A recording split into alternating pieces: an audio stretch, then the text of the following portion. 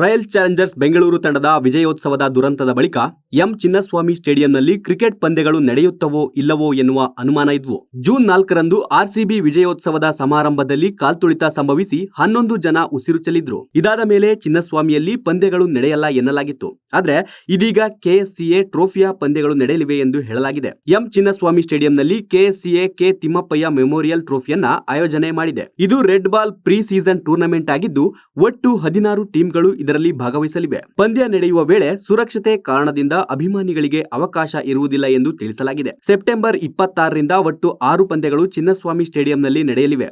ಇದರಲ್ಲಿ ಸೆಮಿಫೈನಲ್ ಹಾಗೂ ಫೈನಲ್ ಮ್ಯಾಚ್ಗಳು ಕೂಡ ಸೇರಿವೆ. ಮುಂಬೈ, ವಿದರ್ಭ, ಮಧ್ಯಪ್ರದೇಶ, ಹಿಮಾಚಲ ಪ್ರದೇಶ ಹಾಗೂ ಛತ್ತೀಸ್ಗಢ ತಂಡಗಳು ಭಾಗಿಯಾಗಲಿವೆ. ಮೊನ್ನೆ ಬೆಂಗಳೂರು ಪೊಲೀಸರು ಅನುಮತಿ ನಿರಾಕರಣೆ ಮಾಡಿದ್ರಿಂದ T20 ಮಹಾರಾಜ ಟ್ರೋಫಿಯನ್ನ ಮೈಸೂರಿನಲ್ಲಿ ಆಯೋಜನೆ ಮಾಡಲಾಗಿತ್ತು. ದೊಡ್ಡ ಸಮಾರಂಭಗಳಿಗೆ ಚಿನ್ನಸ್ವಾಮಿ ಸ್ಟೇಡಿಯಂ ಸುರಕ್ಷಿತವಾಗಿಲ್ಲ ಎಂದು ಇತ್ತೀಚೆಗೆ ಕರ್ನಾಟಕ ಸರ್ಕಾರ ಹೊಸ ಕ್ರಿಕೆಟ್ ಸ್ಟೇಡಿಯಂ ಅನ್ನ ನಿರ್ಮಾಣ ಮಾಡುವುದಾಗಿ ಘೋಷಣೆ ಮಾಡಿದೆ. ಇದು 75 ಎಕರೆಯಲ್ಲಿ ನಿರ್ಮಾಣವಾಗಲಿದ್ದು 60,000 ಆಸನಗಳನ್ನ ಒಳಗೊಂಡಿರಲಿದೆ.